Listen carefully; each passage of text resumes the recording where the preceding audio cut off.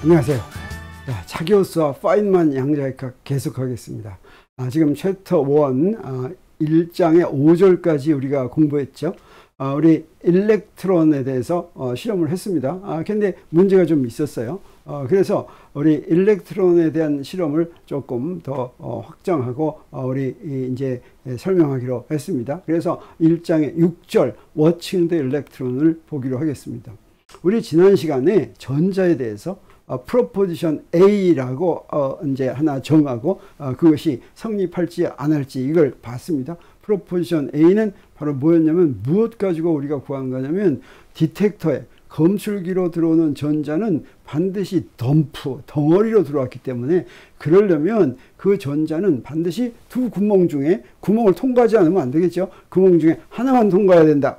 둘을 동시에 통과할 수는 없다라고 하는 게 프로포지션 A였죠. 그리고 이 프로포지션 A가 옳다면 어떻게 되냐면 우리 백스톱에 도달하는 확률은 구멍 1을 통과한 것과 구멍 2를 통과한 것으로 구분을 할 수가 있는데 우리 관찰된 것은 그 두 개를 더한 것이어야지만 된다라고 하는 게 프로포지션 A에 대해서 우리가 얻은 이제 결론이었습니다. 근데 우리 이 투슬리 실험을 했더니 어떻게 했냐면 그래서 한 구멍 하나씩 막고 해봤어요. 그랬더니 어땠습니까? 구멍 두 개를 다 뚫어놨을 다 통과하게 다 열었을 때는 어땠냐면 거기에 인터피어런스가 나타났습니다. 그래서 그 인터피어런스를 설명하려면 왜 그런지는 모르지만 우리 컴플렉스 넘버를 도입을 해가지고 구멍 1을 통과하는 컴플렉스 넘버, 구멍 2를 통과하는 컴플렉스 넘버를 해가지고 그 컴플렉스 넘버의 제곱이 확률이다 이렇게 이야기를 할 것 같으면 우리 두 개를 다 열어놨을 때도 파이 1 더하기 파이 2를 더한 것의 절대값의 제곱이 확률이다. 이렇게 하면 바로 인터피어런스를 우리가 설명할 수가 있었죠. 그런데 우리 어땠습니까? P12 다시 말하면 구멍 두 개를 다 열어놓고 본 인터피어런스 이것은 P1 더하기 P2하고는 달랐기 때문에 우리 잠정적으로 뭐라고 결론 내릴 수가 있었냐면 프로포지션 A는 성립하지 않는다. 그래서 전자가 구멍 1 또는 구멍 2를 통과한다는 것은 사실이 아니다. 라고 얘기할 수밖에 없게 이렇게 됐죠. 그래서 이거를 다른 실험으로 또 한번 확인하자 이렇게 했습니다. 그래서 그 다른 실험이 뭐냐면 진짜로 이게 구멍 1, 구멍 2를 통과하는지 안 하는지를 보기 위해서 우리 그 장치를 갖다 하나 추가했습니다. 뭘 추가했냐면 여기다가 구멍 1과 구멍 2 그 중간에다가 라이트 소스 광원을 하나 갖다 놨습니다. 그래서 광원을 하나 갖다 놓으면 무슨 일이 벌어지냐면 우리 전자가 지나가면 전자의 빛이 좀 만날 것 같으면 거기서 스캐터링, 산란이 일어납니다. 그래서 그 산란된 빛을 우리가 볼 수가 있는 거죠. 근데 산란된 빛이 번쩍인 것이 어디에서 있었느냐에 따라서 여기 요 A라는 데가 있었다면 다시 말하면 구멍 2에 가까운 데 있었으면 그러면 그 전자는 구멍 2를 통과한 것이다. 이렇게 생각할 수가 있겠고 또 그 번쩍인 것이 구멍 1 쪽, 저 위쪽에서 광원의 위쪽에서 보이는 거라면 구멍 1을 통과한 것이다. 이렇게 볼 수가 있다는 것이죠. 근데 만일 if it should happen that 이런 일이 벌어진다면 we get light from both places at the same time because the electron divides in half. 그래서 혹시라도 전자가 둘로 갈라져 가지고 양쪽 모두에서 동시에 보인다면 그러면 이제 그때는 이제 또 다시 생각해 봐야 되겠죠. 그래서 일단 let us just do the experiment. 일단 실험을 한번 해보자 이거죠. 그래서 실험을 다 했습니다. 실험을 다 했더니 어떠냐? 자, 이런 결과를 얻었어요. 백스톱의 전자 검출기에서 전자가 도달하면 클릭 소리가 난다 그랬죠. 그 클릭 소리는 항상 똑같았습니다. 전자 들을 때마다 한 번씩 뻥뻥 났어요. 근데 전자가 클릭 소리가 날 때마다 구멍 1 부근에서 번쩍거리든지 구멍 2 부근에서 번쩍거리지만 두 구멍 부근에서 동시에 번쩍거리는 것은 한 번도 관찰하지 못했다. 이 얘기는 무슨 얘기입니까? 지금 그 앞 실험에서는 어떤 구멍을 통과한지 보기 위해서 한 구멍을 막았죠. 근데 막지 않고 이번에는 광원을 갖다 놓고 이제 둘 다 뚫어놨습니다. 둘 다 뚫어놓고서 번쩍번쩍 하는 것만 보고서 클릭하는 놈이 그게 전자가 들어오는 클릭 소리가 나면 반드시 광원이 번쩍거리는 게 하나씩 보였으니까 그 전자가 들어오는 놈을 거기다가 꼬리표를 붙일 수가 있겠죠. 요건 1번을 통과한 거다. 요건 2번을 통과한 거다. 그런데 이 결과가 바로 뭐냐면 전자가 클릭할 때마다 광원, 구멍 1 근처에서 번쩍이든가 구멍 2 근처에서 번쩍인다는 결과는 검출기의 위치가 어디에 있든지 똑같다. 어떤 X에서나 다 똑같이 그런 일이 벌어졌다라고 하는 거죠. 그러면 이런 거 가지고 어떤 결론을 내릴 수가 있냐면 전자를 관찰하면 전자는 구멍 1 또는 구멍 2를 통과하다. 동시에 통과한다든지 하나도 통과하지 않는다는 것은 이제 없다라고 하는 거죠. 그래서 여기까지 봤더니 이 실험에 의하면 프로포지션 A는 옳아야 되겠죠. 그래서 우리 이제 이거 가지고서 어떤 걸 알 수가 있냐면 절대로 구멍 둘 중에 하나를 반드시 통과해야 되고 두 개를 동시에는 통과하지 않는다라고 실험으로 확인까지 했습니다. 여기에 광원까지 붙여놓고서. 자, 그랬는데 그러면 또 이제 무슨 일이 벌어집니까? What then is wrong with our argument against proposition A? 우리 앞에서 proposition A가 이거 성립 안 한다고 결론 내린 적이 있죠. 그럼 도대체 그 proposition A가 성립 안 한다고 결론 내린 그 설명에는 무엇이 잘못됐는가? 우리 proposition A가 옳지 않았다고 하는 이유는 무엇이었습니까? 단순히 그거였죠. P12가 P1 더하기 P2가 아니다. 다시 말하면 이 전자가 1 또는 2를 통과했다면, 둘 중에 하나만 통과했다면 P1을 통과한 거고 그 전자마다 거기다 꼬리표를 붙일 수가 있으니까 P1 통과한 것의 확률, 그 다음에 P2 통과한 것의 확률을 따로 구할 수가 있고 그 두 개를 더하면 전체 확률이 나와야 되는데 전체 확률이 나오지 않는다는 사실 가지고 프로포지션 A가 옳지 않았다고 했는데 그러면 왜 P12가 P1 더하기 P2와 다를까? 그래서 또다시 이제 실험으로 돌아가야지 되겠습니다. 그래서 다시 한번 확인을 해봐야 되겠어요. 그래서 전자마다 어떻게 확인하는지 이제 행동하는지 확인하자. 그래서 백스톱의 위치가 X라고 한다면 구멍 1을 통과한 숫자를 N1X라고 하고 이 숫자로 구한 확률을 P1'이다 라고 하겠습니다. 그리고 구멍 2를 통과한 숫자를 N2라고 하고 N2X고 X의 함수를 구한 거예요. 이 숫자로 구한 확률을 P2'이다 이렇게 하겠어요. 그래가지고 아까와 같이 그걸 갖다가 구해보겠습니다. 그래서 P1'은 이렇게 생겼어요. 그 다음에 P2'은 아래에 있는 것 같았어요. 그리고 이 두 개를 그대로 더하니까 어떻게 됐습니까? 요거하고 똑같아졌습니다. 자, 그래서 이건 바로 뭡니까? 여기다 그린 건 지금 이렇게 된 거예요. 지금 P1과 P2를 가지고 그렸더니 우리 어떻습니까?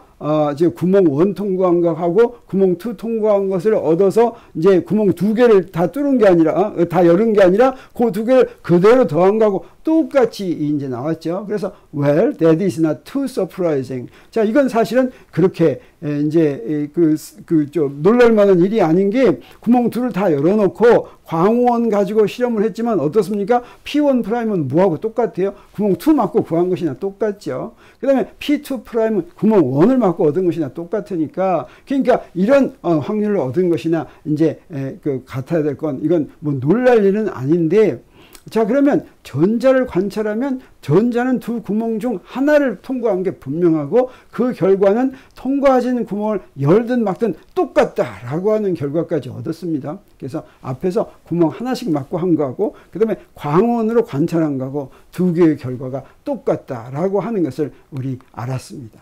자, 그런데 우리가 What do we have now for the total probability? 이 total probability는 어떻게 얻느냐?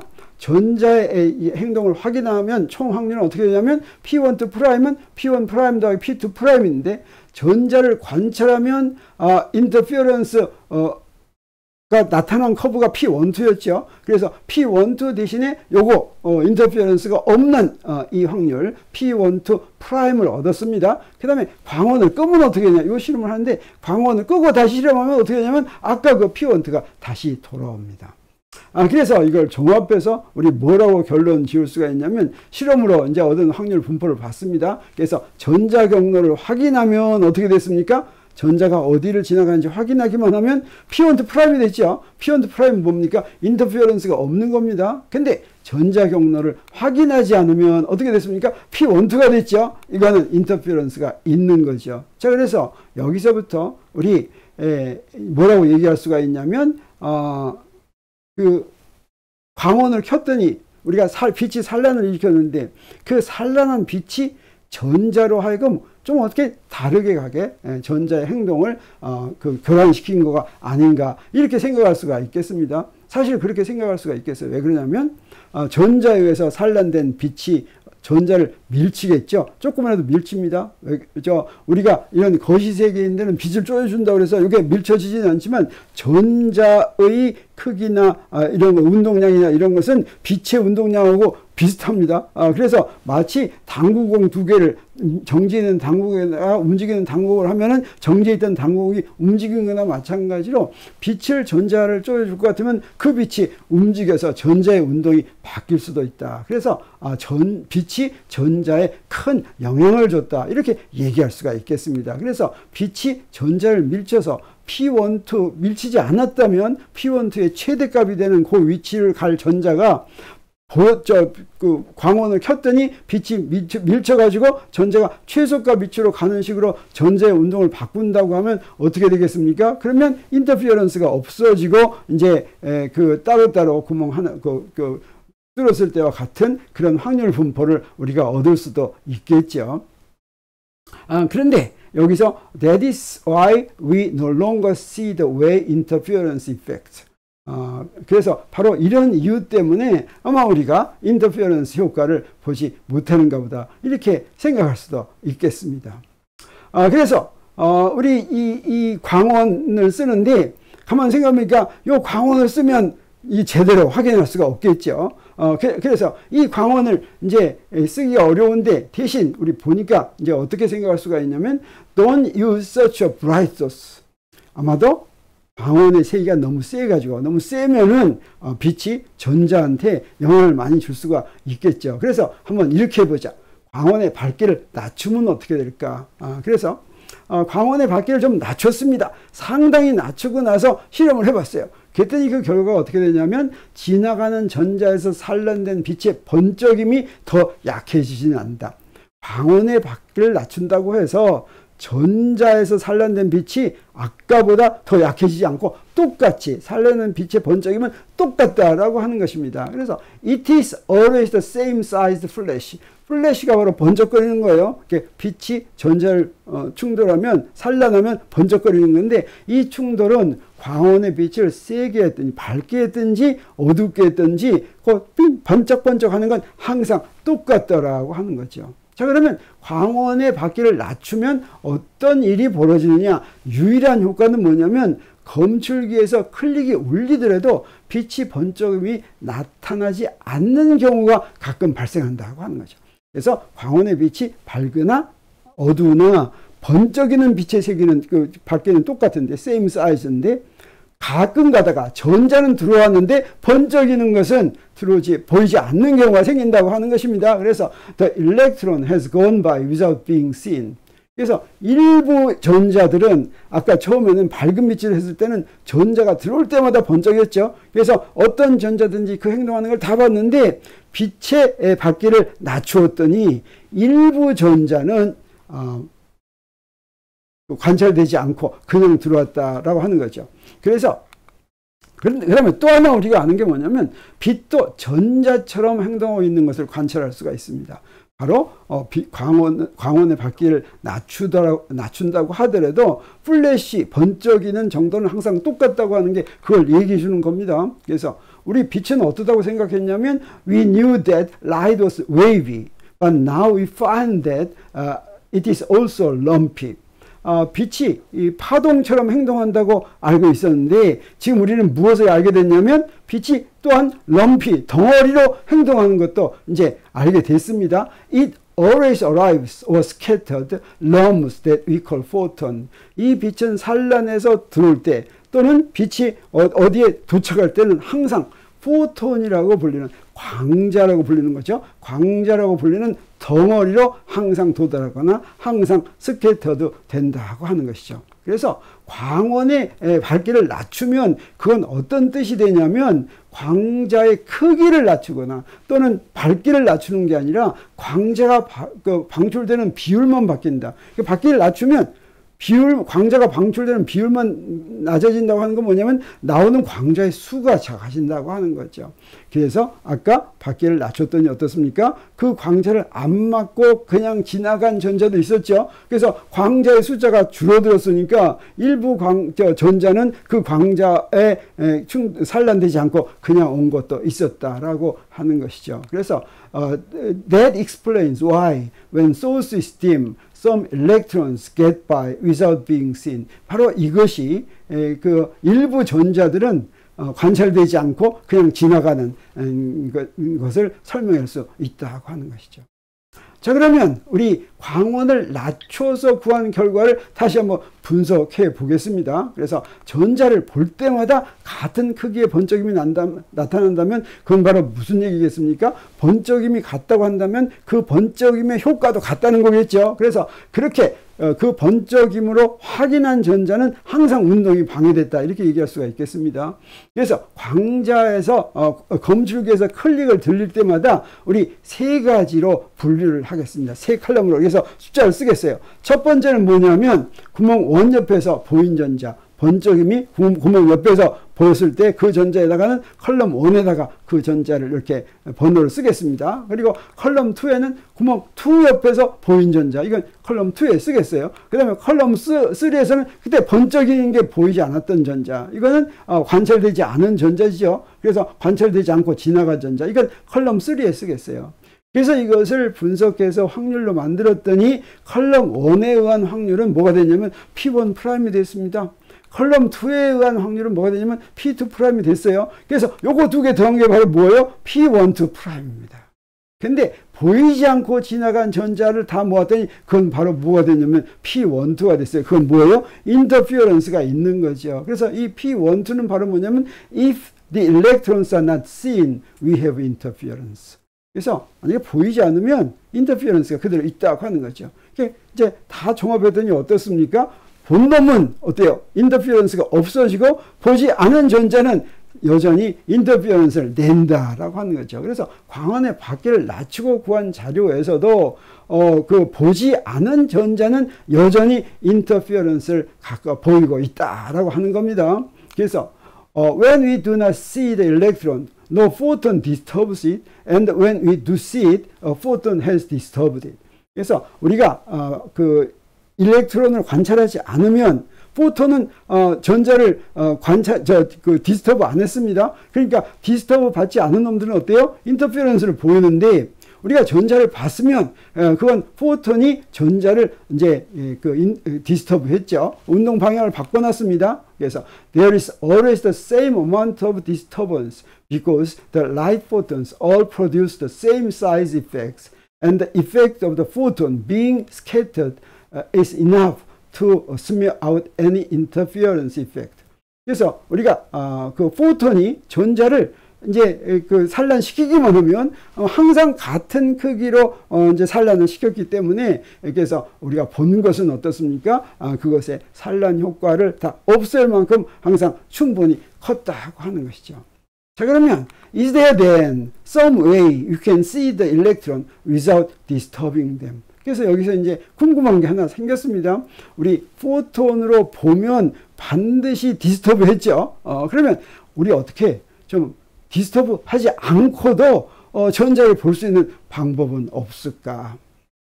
우리 그 광원의 밖에를 낮춰가지고 디스터브 안 하려고 낮췄는데도 똑같이 디스터브, 이제 보면 바로 디스터브 할 수밖에 없었죠. 근데 여기서 한 가지 중요한 사실이 있습니다. 그건 바로 우리가 특수상대성 이론에서 배운 걸 이용하는 것이에요. 특수상대성 이론에서는 저절로 우리 뭘 알게 되냐면 어떤 입자면 입자의 총에너지와 선운동량과 정지질량 사이 관계, 이게 유명한 식입니다. E제곱은 P제곱, C제곱 더하기 M0제곱 C 포성. 여기서 M0는 그 입자의 정지질량 이렇게 되겠어요.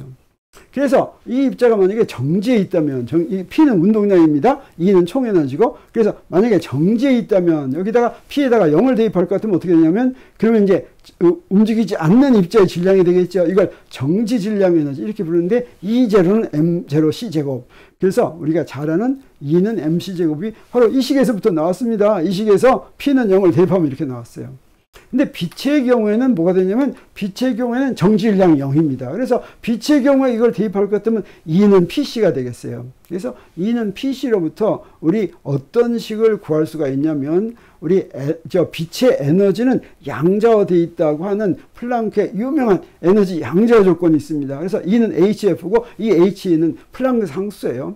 그래서 우리 이게 바로 광자의 에너지를 얘기하는 것인데 광자의 에너지는 진동수에 비례한다. H는 상수, 플랑크 상수니까. 진동수가 큰 놈은 진동수는 또 무엇을 결정합니까? 색깔을 결정하죠. 그래서 빨주노초 파남보 할수록 색깔이 더 밝아지는데 색깔이 더 이제 빨주노초 파남보로 가는데 그럴수록 에너지가 더 커진다. 이런 이야기가 되겠습니다.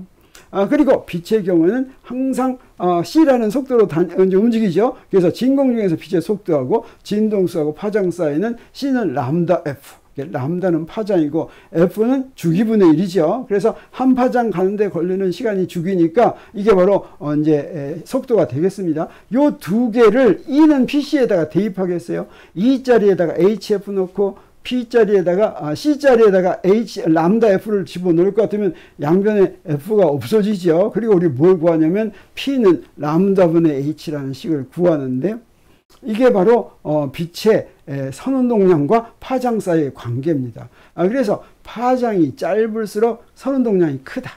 빛을 쪼여줄 것 같으면 이제 빛이 산란될 것 같으면 전자에 영향을 주는데 그 산란되는 영향을 주는 바로 핵심인 물리량이 바로 무엇일 것 같으냐면 빛의 운동량인데 빛의 밝기라기보다는 빛의 운동량인데 그래서 그 광자의 운동량 이렇게 얘기할 수가 있겠어요? 그 광자의 운동량은 파장에 반비례한다 이렇게 얘기할 수가 있겠습니다. 그래서 전자를 건드리지 않고 관찰하는 방법을 찾는데 바로 이걸 이용하면 좋겠어요. 그래서 광원의 세기는 무엇에 비례한다고 했습니까? 광원의 세기를 점점 세게 해주면 무엇이 늘어난다고 했어요? 방출되는 광자 수가 늘어난다고 했죠. 광자 하나하나의 선운동량은 관계없이 그냥 광자의 수가 선운동량은 다 같다고 하더라도 광자 수만 늘어나는 겁니다. 근데 광자의 선운동량은 무엇에 의해서 결정이 돼요? 바로 파장의 역수로 결정이 된다라고 할 수가 있겠죠. 그래서 우리 뭐라고 얘기할 수가 있냐면 certainly the jolt given to the electron. the jolt는 이제 팍 미는 겁니다. 그래서 전자를 민 그 효과는 when the photon is scattered toward our eye. 그 광자가 전자에 맞고 산란돼서 우리 눈에 들어오면서 그 광자가 전자를 밀친 jolt는 depends on the momentum that photon carries. 포톤이 나르고 있는 운동량에 의존한다라고 하는 거죠. 그래서 그 포톤의 졸트는 운동량을 결정이 되니까 아하 우리 세기를 바꿀 일이 아니라 뭘 바꾸면 돼요? 운동량을 바꾸면 되죠. 그래서 if we want to disturb the electron only slightly, 일렉트론을 조금 이제 디스터브 하고 싶으면 어쩌면 되겠습니까? 운동량이 작은 포톤으로 해주면 되겠죠. 그 운동량이 작은 포톤은 어떤 거냐면 we should not have lowered the intensity of the light. 조금 건드리기 위해서 빛의 인텐시티 세기를 낮출 게 아니라 뭘 했어야 되냐면 we should have lowered its frequency. frequency는 진동수는 파장분의 1이죠. 그래서 파장을 길게 한다고 하는 것은 프리퀀시를 이제 낮추는 거나 마찬가지죠. 그래서 이거 프리퀀시를 낮춘다고 하는 건 뭐나 똑같으냐면 the same as increasing its wavelength. 그래서 웨이블랭스 크게 한다거나 프리퀀시를 더 낮춰주면 그러면 포톤 하나가 나르는 선운동량이 작아지니까 우리 지금 목표가 뭡니까? 전자를 건드리지 않고 어떻게 관찰하는 방법이 있을까 하는 거였죠. 그래서 let us use. 자, 뭘 이용하냐면 light of red color. red color란 뭐냐면 진동수가 될 수 있는 대로 작은 무지개에서 빨주노초 파남보에서 빨간색 쪽의 색 진동수가 작은 색의 빛을 이용하자.